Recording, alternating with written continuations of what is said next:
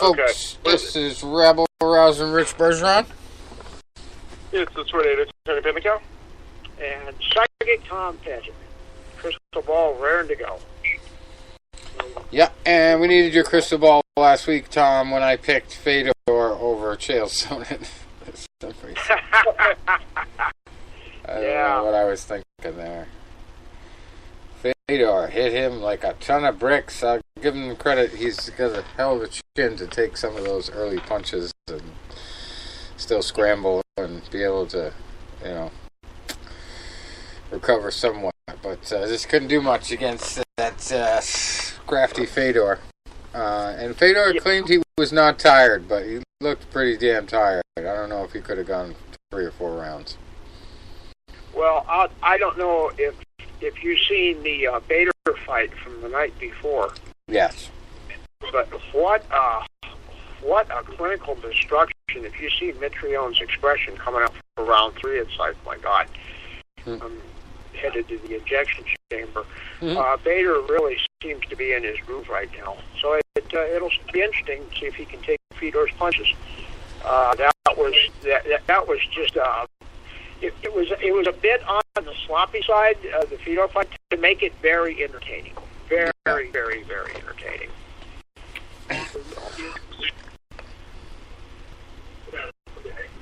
And we also had we had 2 cards that obviously complemented those 2 main events. So now we have Bader versus Fedor. Bader for the big one in December, big championship. But Chael had a bruised ego and a body after that one. He's pretty well devastated to lose that fight. But he gave Fedor a ton of credit. Said he hits really hard. And Chael's always been kind of a one-note Johnny. What his strategy is. Yeah. And Fedor planned for it, and and Fedor was able to getting in that situation with Chael on top of him. So great strategy. Then we had Benson Henderson in the co-main event, getting a very much-needed win over Syed Awad by unanimous decision. He looked pretty decent in there. Much improved. Yeah, I mean, I'm not shocked that he won, but I'm surprised the way he did it. I did not anticipate that kind of domination. And the new Czech Congo. He is not just a wrestlefuck guy anymore. I guess he's a knockout artist now. He's had 2 knockouts in a row. Timothy Johnson was his latest victim. Lasted 1 minute and 8 seconds, and it was a pretty decent performance there for Czech Congo. He's definitely been working on his striking. We also had Anatoly Chokov beating Alexander Shlemenko by unanimous decision. Shlemenko with tons of experience, but just I guess not enough talent in this situation. And then our former guest Henry Corrales beat Andy Main by TKO in the 3rd round. 2 minutes and 8 seconds. He really looked good. He really looked good. Yeah. Apparently, he said he's relocated to Arizona. So the MMA lab certainly agreeing with him. All right. I won't go through the whole card, but there was another fight as well worth mentioning. Ended in the first rounds. Armbar submission, Tommy Espinoza over Sukrov Aidarbekov. Probably not pronouncing that correct. We have Professional Fighters League going on this weekend.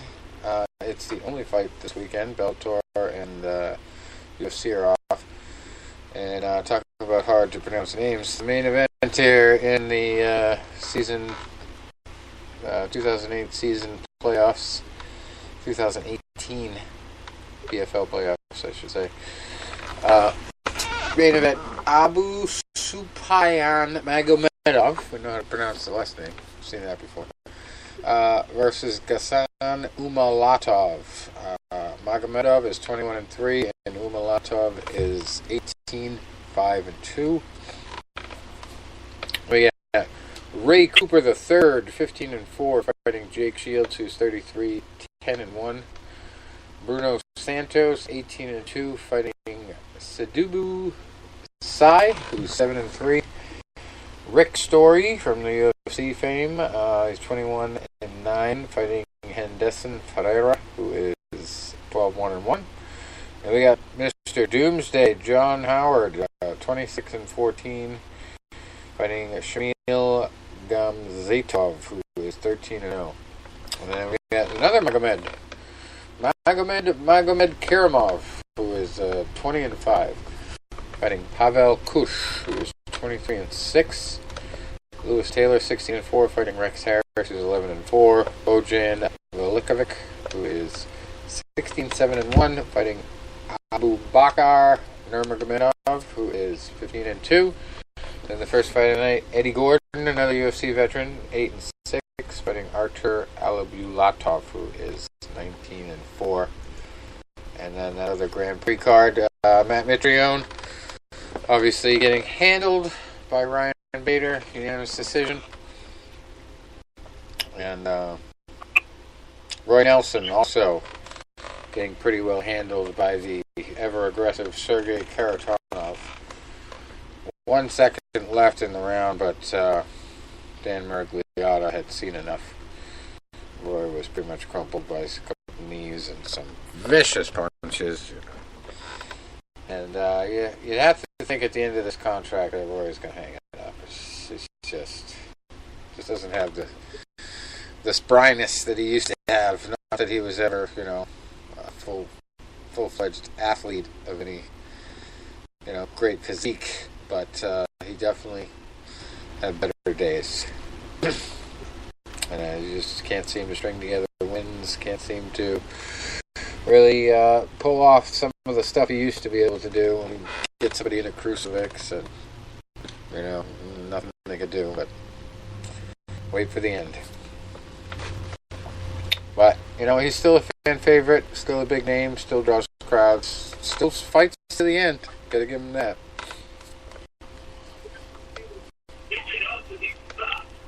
And we had Lorenz Larkin beating Ion Pascu by unanimous decision. And Corey Browning actually beats Little Kimbo by TKO.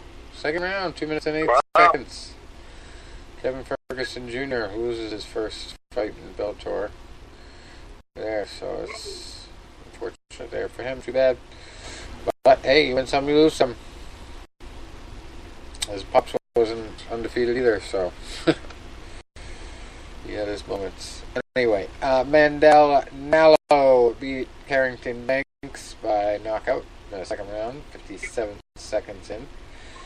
Cameron Lashanov beat Sean Lally by unanimous decision.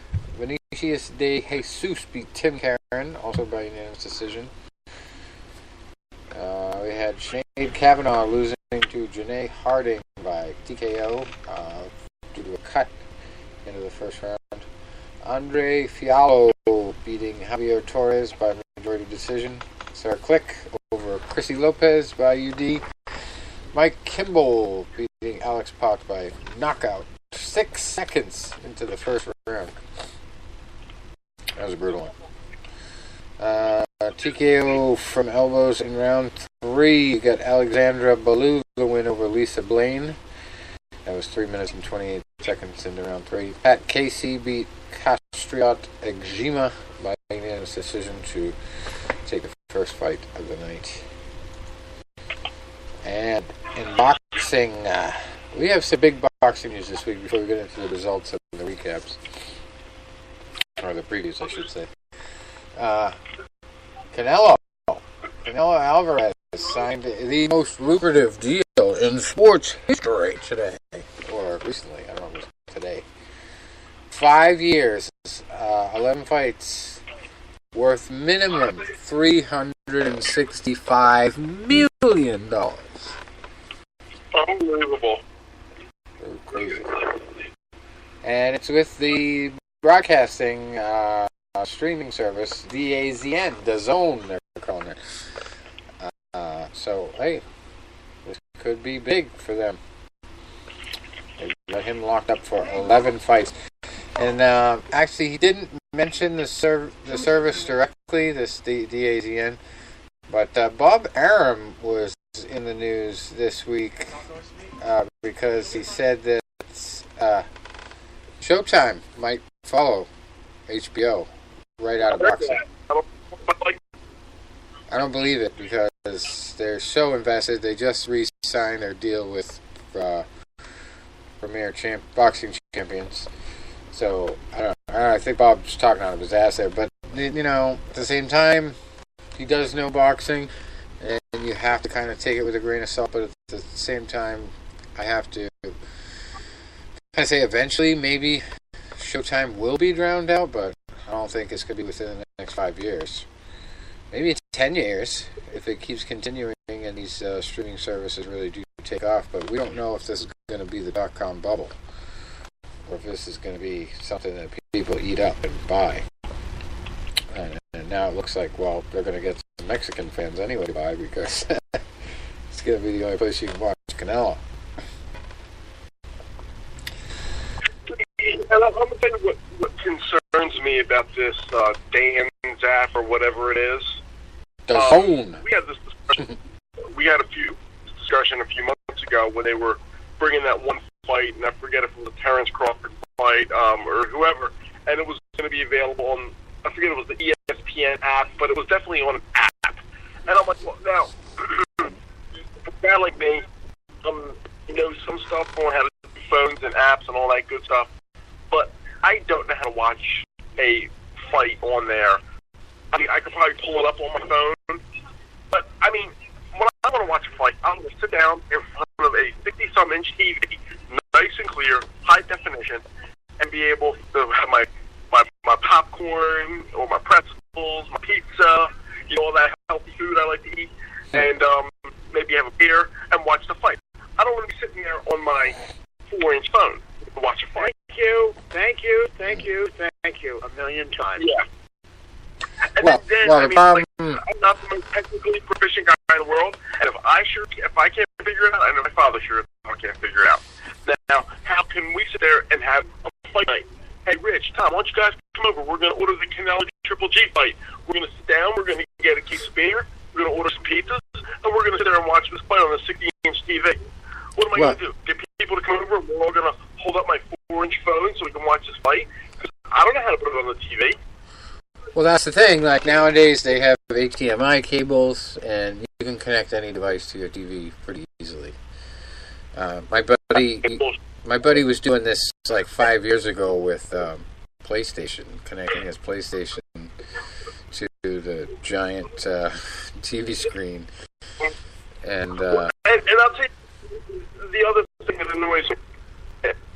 And once again, I am, you know, ignorant to this topic, so, you know, correct me if I'm wrong, please, because you know this much better than I do, you know, hooking up all the podcasts and all that stuff. I could never do it. But, okay, so say I hook up my HDMI cable, you know, through my phone to the TV, all that, then am I going to be able to, like, post updates? Because a lot of times I like to do that. Like, perfect example, Mayweather's fighting Pacquiao a couple years ago, and all during the pay-per-view broadcast, I'm making smart-ass comments like, oh, it's a Filipino fighting an American in America, and to play the Mexican national anthem? I said, what's next? Is Nikolai Volkov going to come out and sing the Russian national anthem? Yeah. Well, for the TV situation, if you're going to connect something, you probably want to go with a tablet or a computer that you can get that DAZN on. But if you have to use your phone, yeah, I don't know if you're going to be able to do that stuff with anything else. You probably have to have it dedicated to that channel. So you're telling me I got to go out and buy a tablet now? Yep, unfortunately. Probably your best bet if you want to watch it on TV. You know. Otherwise, you know, they've got smart TVs now, so, I mean, I'm not too familiar with that technology, but I'm sure that you can actually, like, surf the web with Wi-Fi on most TVs nowadays if you get the right one. So that's another option. Give into the future. Anyway. You know, one thing I noticed about that DAZN, boy, their privacy, you really don't have much privacy on the internet if you sign on to that. They're going to find out how you found out about it, what page you've been on before you got there, what page you go to when you leave. I mean, it's wow. And I haven't looked it up yet, or just thought of even buying it. But I've also haven't looked up anything that's been on it to see if I can stream it free online yet. So I don't think they're going to be immune to those people that figure out a back channel if they're streaming out online without them finding it. But if they're spending this kind of money, you'd think they'd have the wherewithal to track down illegal streaming. Well, we'll find out soon enough, for the next few months for sure. But anyway, enough with the richest deal in sports history. And can you guys guess which sport that deal eclipsed? Who was the prior record holder? No, I didn't. It was baseball. Giancarlo Stanton. His contract was just under that. Yeah, we definitely made a hell of a signing, I'll tell you that. Have you heard about Deontay Wilder in his mascot situation? I heard he punched the mascot in the face. I saw a clip of it. He punched the mascot in the face and broke his jaw. One punch. And his explanation afterwards was, I didn't know there was a person in it. In the costume. What was it? Out of product? He thought it was a dummy, I guess. Broke the guy's jaw. well, I imagine there'll be a little bit of legalities happening here, huh? Yeah. Well, I feel bad for Tyson Fury now. He's going to be wearing a costume for sure. Anyway. Khabib Nurmagomedov, he is back in the news, not just for his eagle swoop into the crowd at UFC 229. He's now being offered $2 million by 50 Cent to join Bellator. And then, if that's not enough, Floyd Mayweather has already said it's a done deal on his side.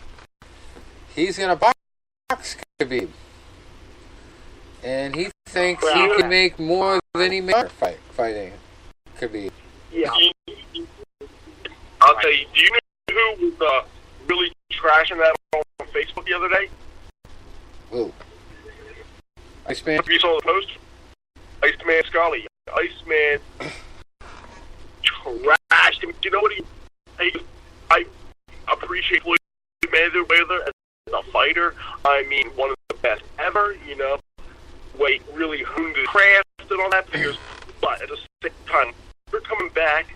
He goes, look at other guys that came back, you know, after layoffs or retirements. And he goes, and look who they fought. He goes, Ali went for Larry Holmes. You know, he's like, Sugar Leonard went for guys like Terry Norris or Marvin Hagler. You know, you had these guys, when they came back, they went, you know, for, a big fight, but against, you know, legitimate, you know, championship caliber boxer. He goes, Floyd this is nothing more than a money grab. And he goes, it's really an embarrassment for the sport. And really, Iceman didn't pull no punches. Yeah. So that's why we why. It is an easy play for him, you know, and he's already said that he's committed to a Pacquiao rematch. Obviously, that's a tougher fight. But if he can that's bad enough, but then wanting to box Khabib, I mean, who paid for that? Same thing with Conor. You know, it's like, hey, strike it when the iron's hot, right?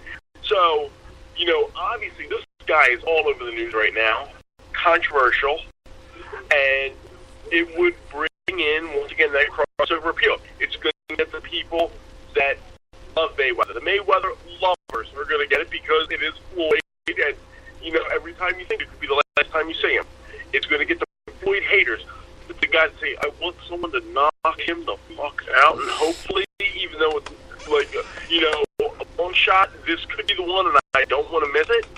And then you've got, the traditional mixed martial art fans that are like, yo, hey, hey, we can watch, this guy and just hopefully see how he does. We're a fan of him, and we hope he beats the boxer in the boxing ring to show our sport superiority.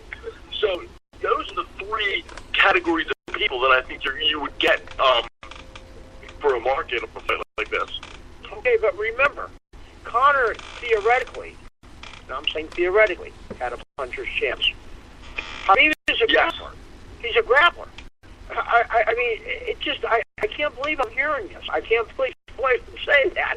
Can't believe it. I mean, I know all three of us were kind of behind the 8 ball on Conor, but it would make a little bit of logical sense, the fact that he was knocking guys senseless with his punches, not his grappling, not his takedowns, not his submissions. Well, with Khabib, it's the exact opposite. It's the exact opposite.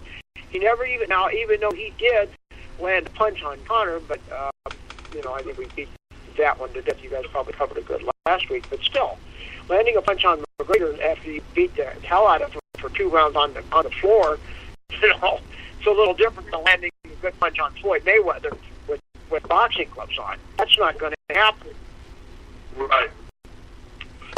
I don't think Dana White would let that fight happen either.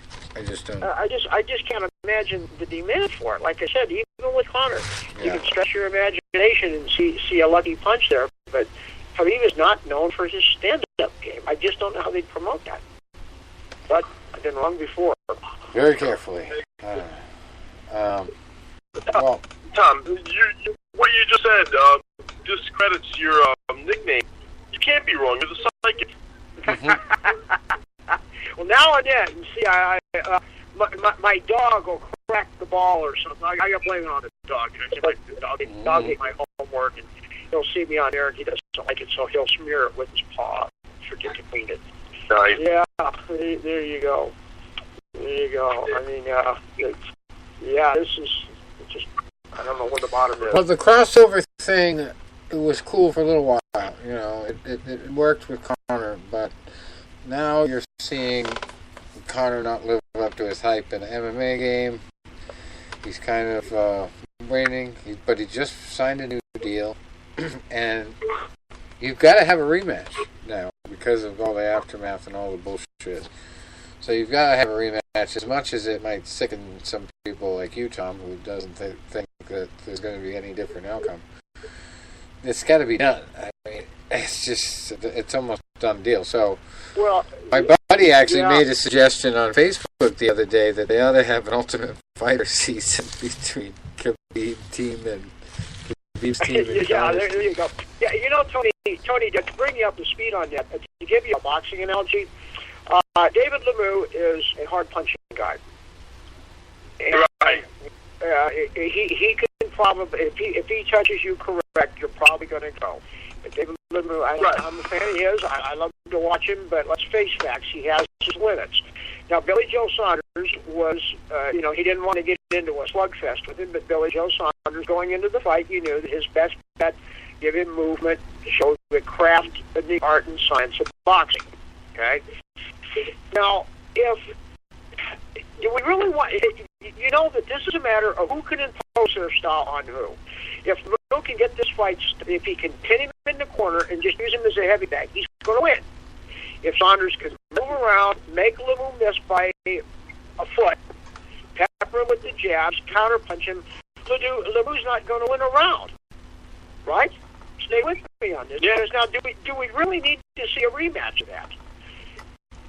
Unless there was some extenuating circumstance where Lemieux had a big injury or something like that, and then he didn't tell anyone about it. But I don't think there's a big demand simply because styles make fights. And in this fight, for the first 2 rounds, I just couldn't believe that some people were even commenting, well, yeah, Conor's just allowing himself to be taken down and pounded like that. He's just, he's using his head as hurt Khabib's hand.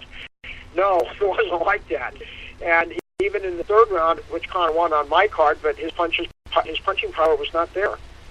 So I just don't see the demand for a rematch, but I know there's going to be, Conor was out for a couple of years and he should have taken a tune-up fight. I'm sure there'll be a lot of excuses. We'll probably have it, Rich. We probably will see that. No. But I'm going to stand by what I said. I just don't see. And in fact, there's an interesting breakdown that Chael Sonnen came up with. I'll send you the link to it. But I just can't see it being that competitive the second time around. I mean, if it would have been a close fight, back and forth, if Conor showed the power to really rock Khabib on some of those when he was shooting in, if we've seen something like that, yeah, let's do it again. But he didn't hurt him at all. Yeah. And you know what? I mean, I'm sure some people will try to argue the fact that, and let me ask you this, because you're right, you could argue the fact that he's been away for a little bit. Do you think, not just the layoff, but the fact that he spent a good amount of time training in a completely different sport, if that, limited his abilities to defend against the takedown, because that was something he didn't have to worry about in a boxing match? Yeah, that's possible. And then we also have the psychology of having that old Marvin Hagler cliche about getting up to run 10 miles in the morning when you're in silk pajamas with $100 million in the bank. Pretty hard to do that. Did that play into it? I mean, it could have been a combination of all the above. Well, yeah, I mean, he comes into the press conference trying to sell his whiskey more than he's trying to sell the fight. That tells you something right there. He's definitely one foot into retirement already. And I always thought he was more hype than skill anyway. I really always thought that. And the only reason I picked him in the last fight was just because every other time I didn't pick him, he won. Yeah, he's going to be your Frank Mir. So see, Frank Mir's got that on me. I just admit, I made the most idiotic statement in the plant once. I had a whole room full of people watching with me, and just as when he was fighting Wes Sims and he couldn't submit him, and they got to their feet, and I said, "All right, Sims has a good chance now. Frank has no stand-up," and then Frank unloads like a 4-punch combination. Sims was out for about a minute, and I just wanted the floor to open up and swallow me. I need to leave.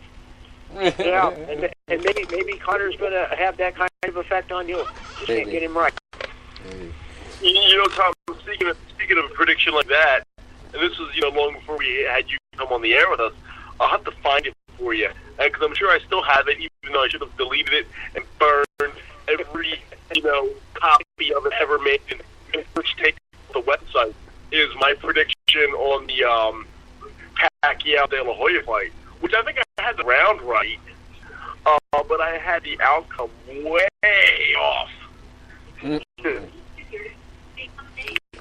Hey, I picked Chael Sonnen to beat Fedor, so that was my way. This is a big one, big bad one, and I really was on the fly with that one. I didn't think about it at all. If I thought about it, I probably would have picked Fedor.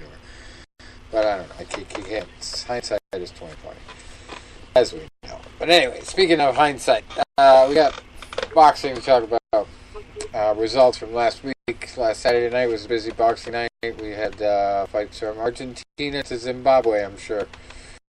But in Argentina, we had Jessica Yolanda Bop winning the World Boxing Association World Female Light Flyweight title.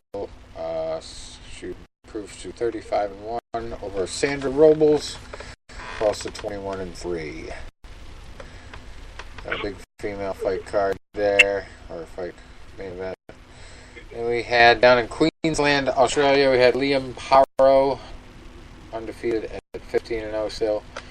He beat Robert Talatlik, who took his second loss, 22-2 now, for the vacant WBO Asia Pacific Super Lightweight title. And also on that one, we had Victor Oganov, 32-5, losing his sixth fight to Dempsey McKean, who improves to 12-0. What else we had? Then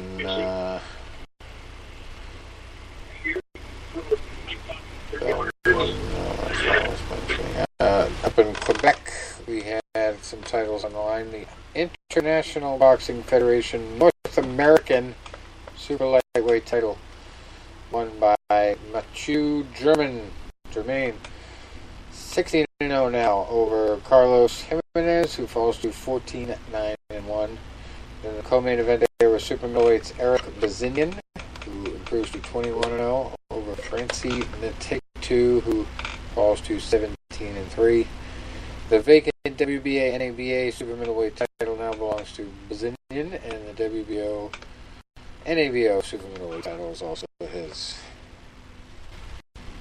Also on that card, welterweight Gislan Maduma picked up his 20th win. Go with 3 losses over Diego Gonzalo Luque, who falls to 21-7-1.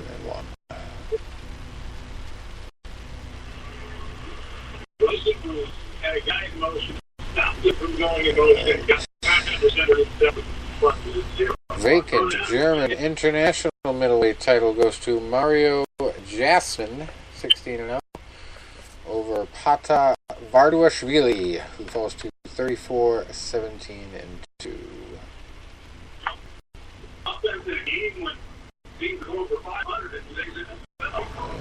Let's see. Eduardo Hernandez also stayed undefeated over the weekend, moves to 27-0 over Luis Diaz Pestana, who falls to 23-4-1. That one was for the World Boxing Council Youth World Super Featherweight title. Lourdes Juarez in the co-main event improves to 25-2 over Gabriela Sanchez Saavedra, who was just 3-1 going in, so she's 3-2 now. That's it. That card. Where's the big ones?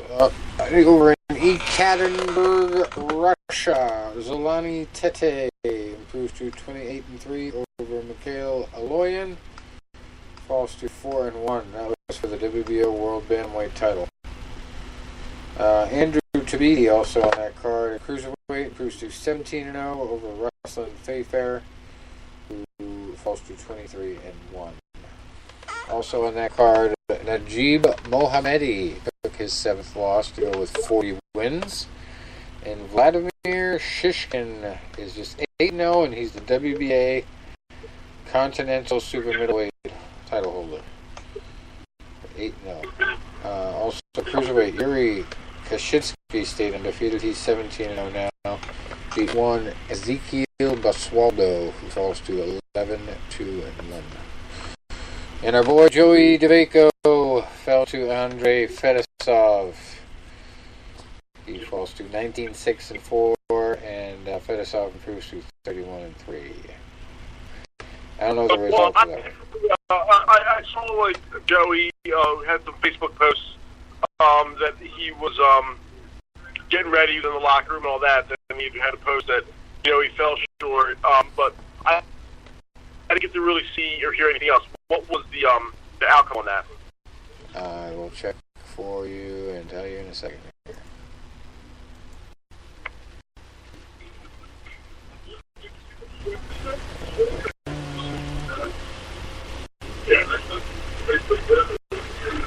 Unanimous decision.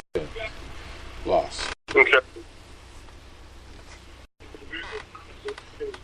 So, like I said, before the fight, he's probably going to have to knock him out to get the win in Russia.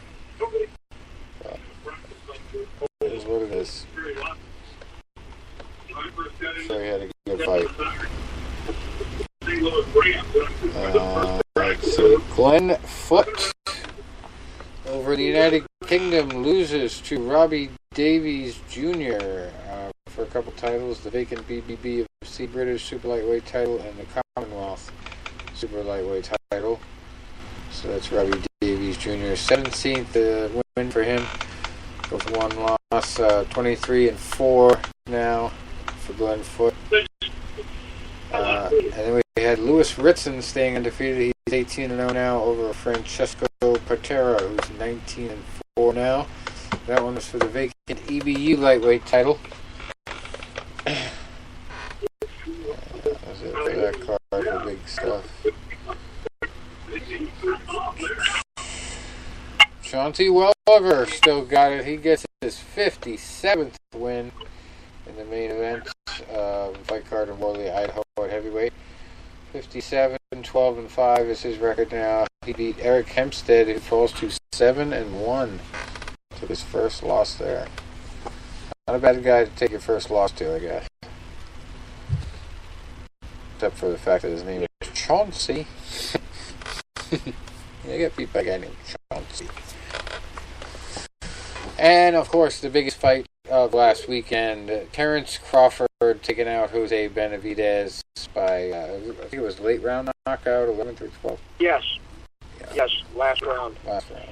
You know, Andre Ward is such a great commentator.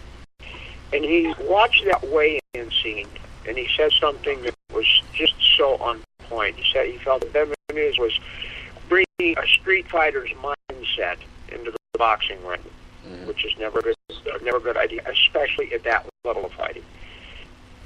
And if you guys seen any of it, but because I was going back and forth, and you know, when you're getting lit up, a good strategy is not to pound your chest and wave them in for more. You know what I mean? And I knew that Benavidez probably would have to get a knockout to win, but you know, it was an ugly fight for him. Well, he took his first loss, and he lasted a lot longer than some of Terrence's past opponents, but obviously just didn't pick the right style going in. Then we had Shakur Stevenson, also staying undefeated, over Viral Simeon. He drops down to 21-3. And Carlos Adams at super welterweight, beating Joshua Conley. Adams is 15-0 now. Conley 14-3-1. That was for the vacant NABF super welterweight title. And the vacant NABF female super featherweight title was won by Michaela Meyer. She improves to 8-0 over Vanessa Bradford, who falls to 4-1-2. And another one worth mentioning, Mike Alvarado got his 40th win at welterweight. To go with 4 losses, he beat Robbie Cannon, who was 16-13 going in, so he takes his 14th loss and also has 3 draws. And then over at a place called The Joint at the Hard Rock Hotel and Casino, there was a main event worth mentioning for the WBO World Light Flyweight title. Angel Acosta proves to 19-1 over Abraham Rodriguez, who falls to 23-2. Also, the vacant WBC USNBC Super Welterweight title was won by Bakram Murtazaliev, who improves to 14-0, and he beat Norberto Gonzalez, who is 23-12 now. And the IBF North American welterweight title was also on the line. Rashidi Ellis won that. He is 21-0 now. Beat Saul Corral, who's 28-13. Lots of action. So did you get to see the Crawford fight, Tony? No, I was out that night, so I didn't catch it. I heard it was a very good fight, very competitive fight. Benavidez, represented himself well, but at the same time, Crawford is just an elite level above, and that final uppercut, which I did see later on replay, was pretty impressive. All right. Well, let's see what we've got coming up this weekend. Another one, I guess we'll start out in Argentina again.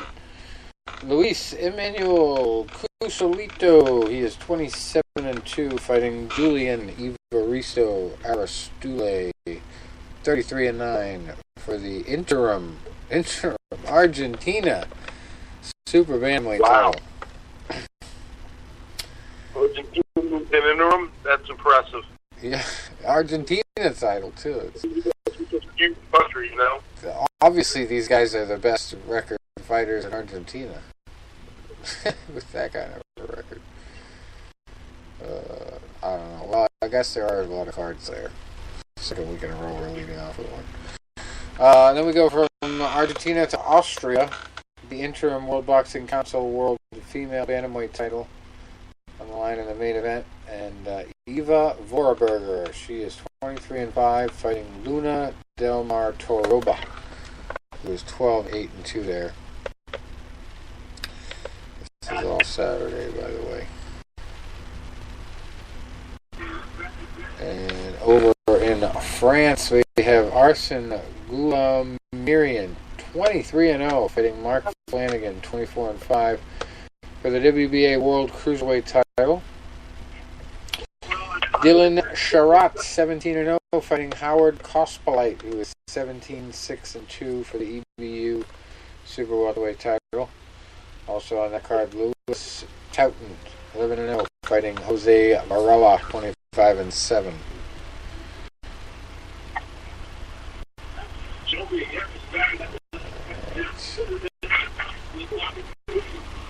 No whammies. There's the good stuff.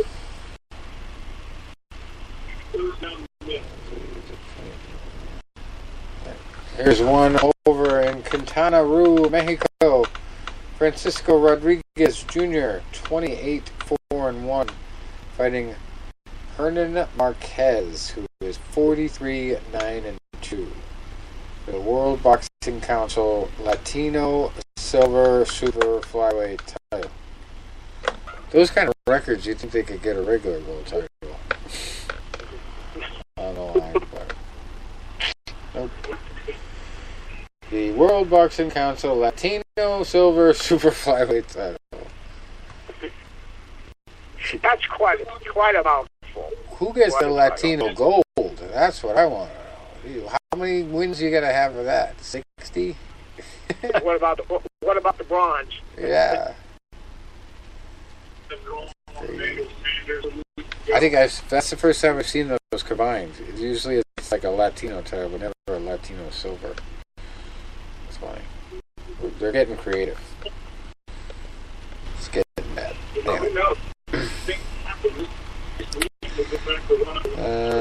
What else we got going on? Over in Senegal, interesting main event. Mohamed Mimoun, 20-2, fighting Frank Pettigene, who's 22-4-3 for the IBO World Super Lightweight title. And we get the African Boxing Union Super Lightweight title on the line between Olaide Fajabi, 11-0, and Abdurazak Houya, who's 10-1. But yet some teams against that next week, and what might that look like? We all know that you just don't get a lot. Tanzania. Fights going on in Tanzania this weekend. Saidi Mundi, the main event. He's 20 wins, 6 losses, 1 draw, fighting Bakari Muhammad in the main event. He's 16-25-2. I don't even know why I mentioned that. And maybe he's related to Danny, but we're not sure. Ryan Wheeler is in the main event in the United Kingdom. He's 13-0-1, fighting Jamie Spate, who's 15-30. That is not a great main event there. The co-main event is Tim Cutler. He's 12-0, fighting Lee Connolly, who's 7 wins, 38 losses, and 3 draws. Yeah, I'm telling you, it just seems like Europe is loaded with those records. Yeah, we got another guy, Victor Idaga. His record is 0-41-1. Damn, one draw. One draw. One draw. This is his best. I wonder who he drew with. I wonder what that guy's record is. Well, yeah, we're gonna check that now. 0-41-1. Yeah. Unbelievable. And another guy on the card, Ibrar Riaz. His record is 6 wins, 148 losses, and 4 draws. You know, this is not an easy way to make a living. You know. Actually, if you're going 4 rounds, it might be. If you're every fight you're going against somebody who's making their debut, it might be easier than we think. Well, I still think if I was in that situation, you know, maybe I'd get a come to greeter at Walmart, maybe, or You do the French fry station at McDonald's. Damn. Poor Mick Phillips. Mick Phillips was the guy to get the draw, and guess what? That was his last fight ever. He decided, oh, this guy give me a draw, I'm done. Dude was 0-23 at the time. He gives him a draw. He says, screw this, I'm hanging him up. I mean, you'd have to wonder if you're the trainer on the brain trust of a guy that starts off his career with, whatever. I mean, at what point do you kind of just, start giving hints that maybe you need a new vocation? I mean, for the good of the fighter. But over there's a place for guys that suck. Yeah, I know. We kind of covered that before, but man, it's just, it'd be nice if we could get one of those guys on there with a record like that. Yeah. Just to see what drives them. I mean, how do you get to the gym? I mean, it's how do you just not sink into hopelessness? Yeah, I see.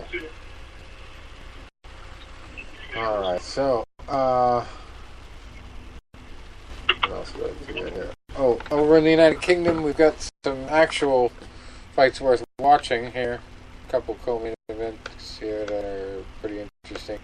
Gary Corcoran fighting for the BBB British welterweight title. He's 18-2, fighting Johnny Garton. 22-1-1. This one's going to be on ESPN Plus as well. Anthony Yard in the co-main event at light heavyweight. He's undefeated, 16-0, fighting Walter Gabriel Sequeira, who's 21-4.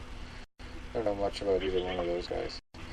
Welterweights, Bradley Skeet, 27-2, fighting Fernando Valencia, who is 8-6.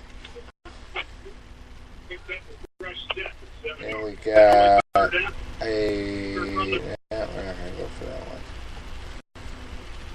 Let's see what's next.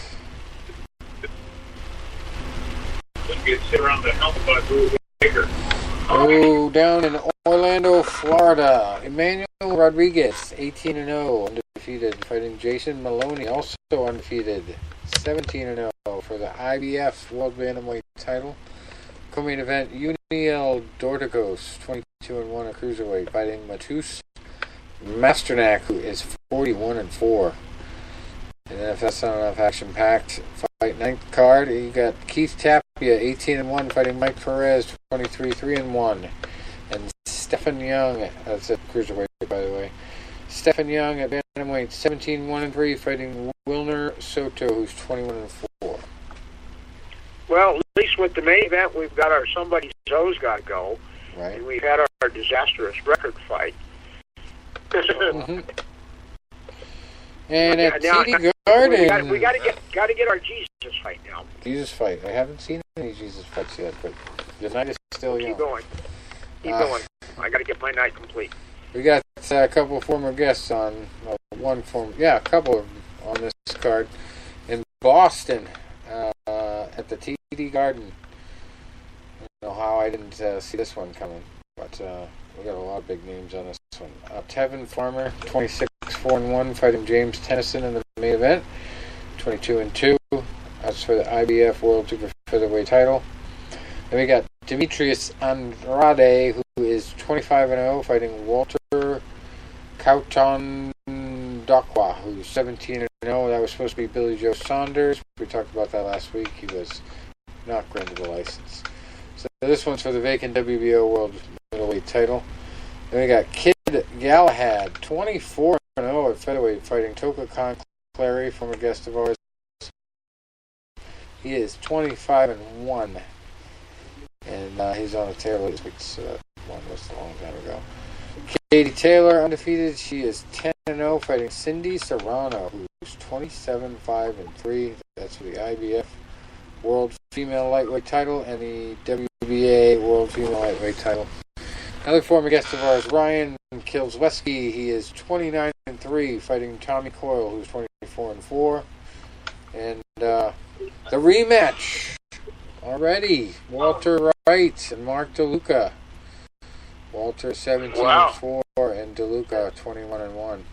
the Bazooka, whose father taught me how to box, is going to get his second shot, not in the main event, but way down here on the card. So we'll see how he does there. Also, Scott Quick, 34-2-2, fighting Mario Briones, who is 29-7-2. So that's a stacked card this weekend. Wish I could be there. Otherwise occupied. I got firewood to create. Yeah, for anything that's when it was like last year, you're gonna have a lot to create. Yeah, it's gonna be a bad one. Also on ESPN Plus from the Park Theater in Las Vegas, Nevada, we have a 2-fight card from Bob Arum. Ryoto Murata, he's 14-1, fighting Rob Brandt, who's 23-1 for the WBO World Middleweight title. And Maxim Dadashev is 11-0, fighting Antonio DeMarco, who's 33-6-1. That's it. That's it for boxing this Saturday. Till next week. I think that's our regular news too. Unless you guys got anything you want to chit-chat about? We covered. We covered pretty much everything. Got Halloween coming up. Oh, you know what, Tom? Because Rich and I were discussing it, so I just want to get your opinion on it. You know, because you're a pretty good wise guy. This is long before I knew either one of you. Well, I knew Rich from our college days, but not really. I haven't done the show with him yet. Back in 2006, right before the release of Rocky Balboa, that was the year I decided that I was first time I was going to be Rocky for Halloween. And I was going to a contest with a $500 grand prize, which is important to me, you know. And this costume was so important to me, I actually shaved my goatee. It was the only time in 20 years that I've been clean shaven. Okay? So I'm having a party the night before the contest as a dress rehearsal, and I'm like, I got to make sure I can get this swelling and bruise makeup right. And I'm like, man, if I don't get this right, it's going to look really shitty when I go out to the bar. And I'm like, I look at the game plan. I'm like, you know what? If I can't get this right, I pull my dad aside. I'm like, Dad, do I swell my eyes shut? He says, what? I said, if I can't get this makeup right, I want you to punch me on both cheekbones and swell me up. He said, are you out of your mind? Out of my mind? I said, Jesus Christ, I've had worse. You know? And I'm talking to people, so I put it on Facebook, and I was like, now, because I did Rocky at work last year, and I just threw some purple makeup on and some blood on my face, and I'm probably going to do that for the one bar this year. I'm going to break that one out again. And I'm like, that's a maximum of $100 prize? Yeah, I'm not getting a nice swelled shut for $100. $500, yes. $100 now. But here is my train of thought. I said there were two types of people that would hear that request. Type number one would be like, "Are you out of your mind? I don't want to hit you." And type number two would be, "You're not going to hit back, right? Oh shit, where do I sign up?" So which one was your dad? Unfortunately, he was the first group, and thankfully I was able to get the makeup right. I didn't win the contest, but I was a finalist, and and it looked pretty good. How'd you like my comments on that one? Oh yeah, it was pretty good. This year I'm doing two contests.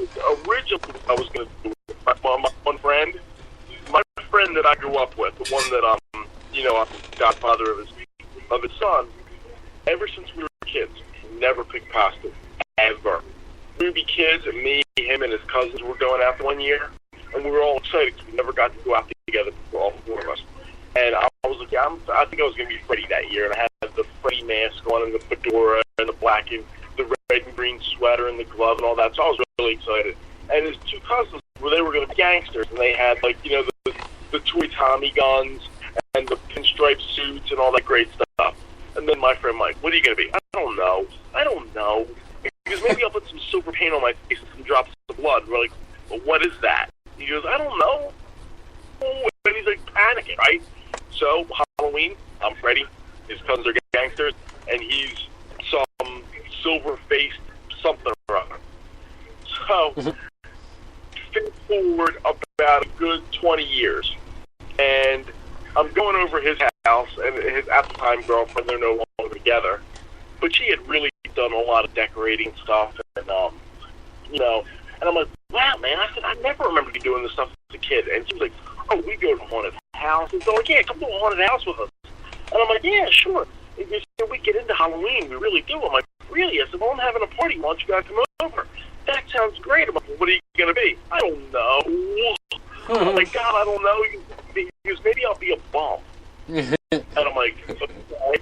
And his girlfriend goes, you dress as a bum every single year. He's like, yeah, but it's... Now, that was back in 2007. I have had a party every year since 2007. So this is going to be, what, 12 consecutive years? He has come 12 consecutive years. He has been a bum every year. And that was the first year that he was with his now wife, and she made him be 80s rockers. So now, I come up with an idea. And he's like, I just want to be old reliable. I said, oh, God, are you kidding me? And then I said, wait, here's an idea. I said, we all know I'm a big wrestling fan. And I said, no, we should do me and you. We should be the Heart Foundation from like the late 80s, early 90s. I said, we get like pink tank tops, we get black pants. I have the shoes, like I have my boxing boots. I'll wear one pair, you wear a pair. I said, you know, whoever does Bret Hart, I have the sunglasses and the whip, the long wig. I said, whoever does Jimmy Anvil Neidhart, I'll just get a big red goatee.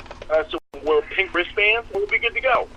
Oh, I don't know. I said, it's going to cost no money. I said, the tank tops are going to be $4. The sweatpants are going to be $4.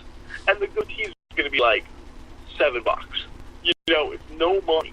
And he's like, yeah, but, he goes, I'm just going to be old reliable. I said, I'm putting a no bum policy into this party. You are not coming to the party. No homeless people allowed. I'm like, there's no bum. No bums allowed. So I had to go to a backup plan, and I'm going to send it to you guys. And I want you to tell me what you think. Okay. Cool. It's one that I did about 9 or 10 years ago, and I think I pulled it off pretty well. But you guys tell me if, you know, maybe I didn't pull off well, maybe I look like shit. Well, send it, and we'll let you know. We'll give you our honest Let's see, I'm going to reply this one to all. I'm going to attach. To your influential bands, owners,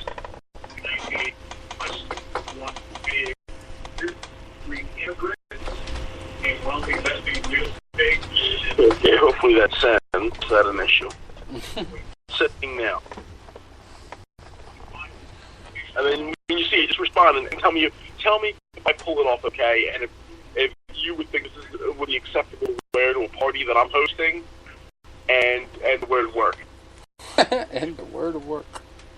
Oh, and Tony, while I'm thinking about it, if you have a picture of yourself in your Apollo Creed outfit, if you could flip that to me. I was trying to explain this to someone who's a lot younger, and believe it or not, has never seen The Rock. He didn't know what I was talking about. I said, Apollo Creed. That's unacceptable. Yeah, that's completely. So I got the image up, but I said, but you got to see the tornado in his. So if you have an extra one, you can flip me on that. Yeah. I do. Look at it. I have a couple of them, so. All right. Appreciate it. All right. I'm out. We will talk to you guys next week. Go from there. All right. Sounds good. All right. Hasta la vista, gentlemen. Thanks for stopping by.